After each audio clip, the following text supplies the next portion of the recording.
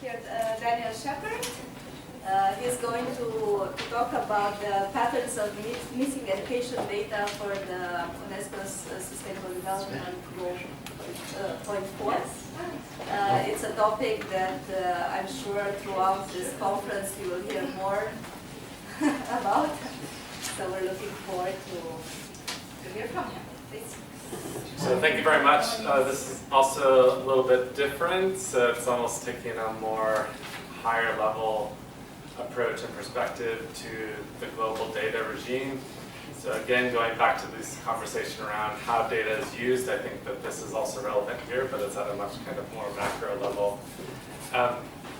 So this came out of a project with NORAG, where I'm leading their missing data project, and in which we had a summit and a series of blogs, and we have a forthcoming edited volume around understanding how the global education data regime functions, how these large-scale assessments and other data sources are feeding into it, and how they're being used, and where the gaps are in terms of representing different groups of people, but also different types of data, and also how data is actually being used. Is it just for monitoring, or is it actually being used for policy change and so forth?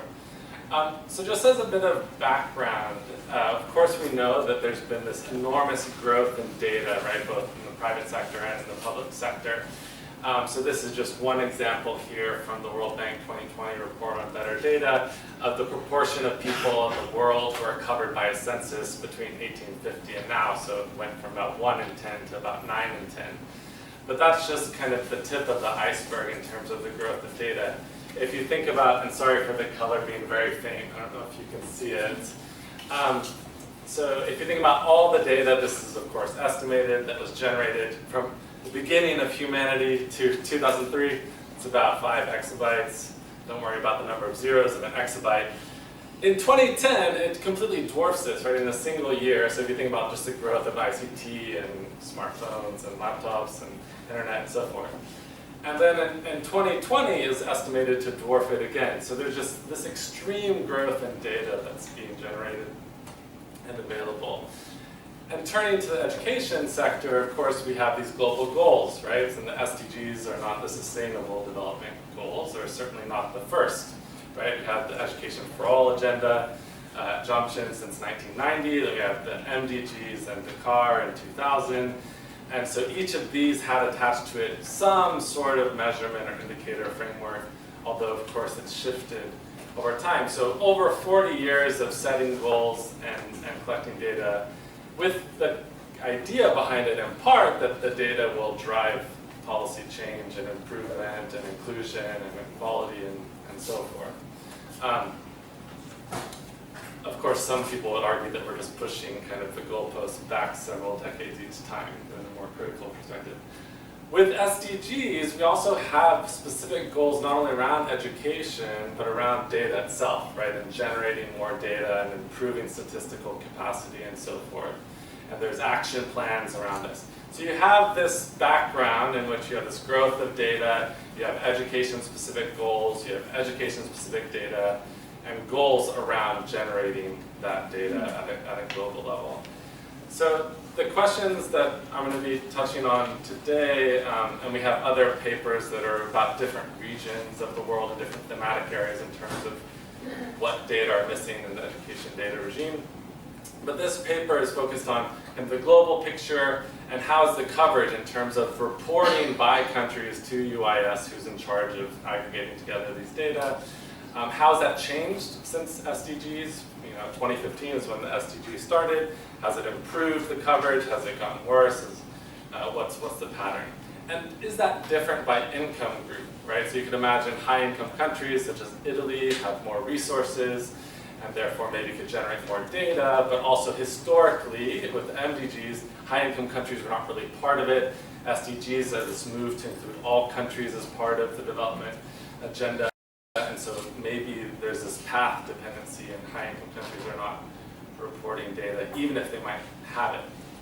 Or perhaps it's not comparable and so on. And what explains these sorts of patterns? So if we think about this analysis, just this is a very basic first level, and I'm sure you'll have more sophisticated ideas, but it's just descriptive patterns. So it's kind of a stylized understanding of what's happening with some basic OLS analysis of some of the trends. So if we just look, and I hope that you can get a general sense of this, you don't have to understand each line exactly what it is. I know it's a bit small, but if you look at this graph, the midpoint is 2015. The midpoint is the SDGs.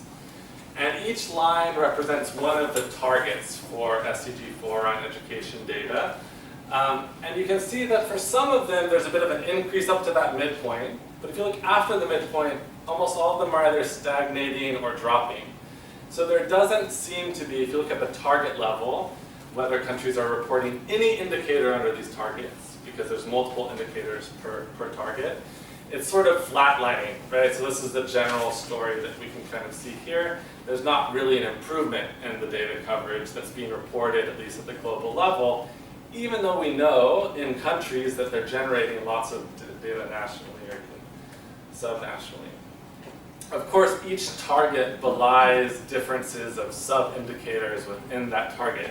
So given the audience, I thought 4.1 would be really interesting, which is access and learning, right? And if you look at 4.11, which is the bottommost line on this, this is learning assessments on math and reading. And so you see there's a little bit of improvement leading up to the SDGs, and then it's flat as far as the number of countries, the proportion of possible countries reporting this. So there's not really an improvement. And this stops at 2020 and is bundled by pairs of consecutive years, because we know even some years might have a TIMSS or PISA or what have you. And it stops at 2020, of course, because something happened in 2020, right, COVID. So there's all sorts of weird patterns that happened, and I think we're still catching up with that. But you see a similar story here, even if you break it down by indicator, that there's not really an improvement in terms of the coverage of data. So what if we look at by income group, right? So high income, low income, and of course lower middle income and higher middle income. So here, again, you don't have to necessarily look at each line, but just look at the pattern. So most of the lines cluster together, right? So each line represents an income group, right? This is the World Bank's income groupings. And you can see the patterns of coverage of data per income group. So they basically track the circle / red is high income. So here you can see 4B is very low. These are scholarships for tertiary education data being reported. 4 on skills in the top right is higher for high income. So you do see some differences by income group. Again, some of these targets belie differences in subgroups. So this is, again, zooming in on 4.1.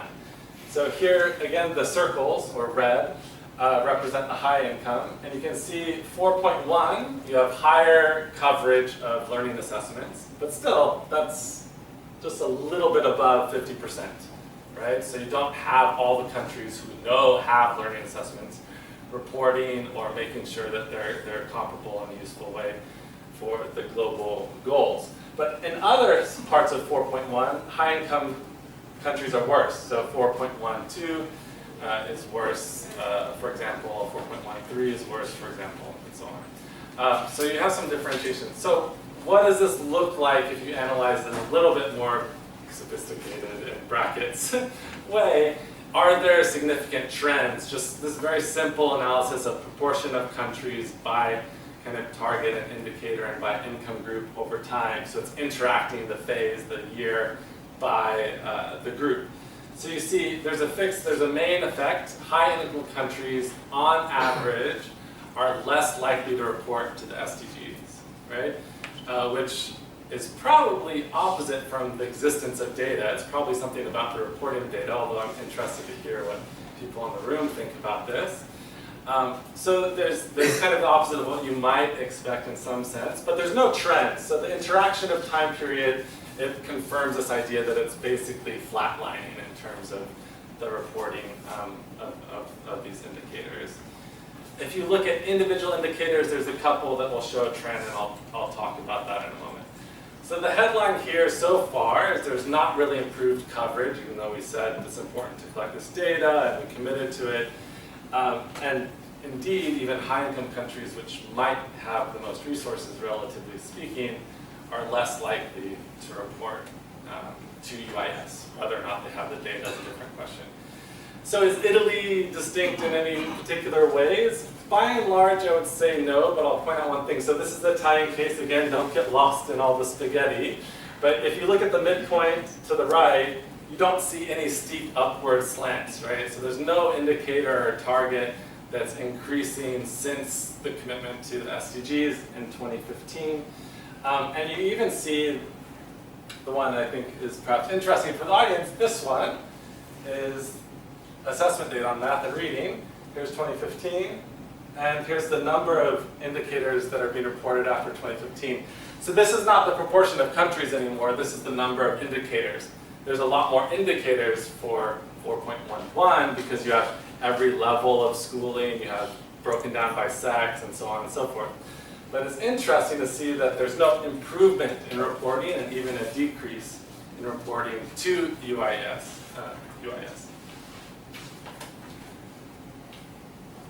Now, if we look at individual indicators, right, within the targets and see, are there some trends, right?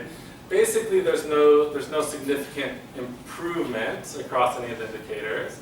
There's some improvement if you cluster things together at the target level of 4.7 and 4A. 4.7 is on sustainable education and so forth, and this is a newer kind of concept within the international and global goals for education.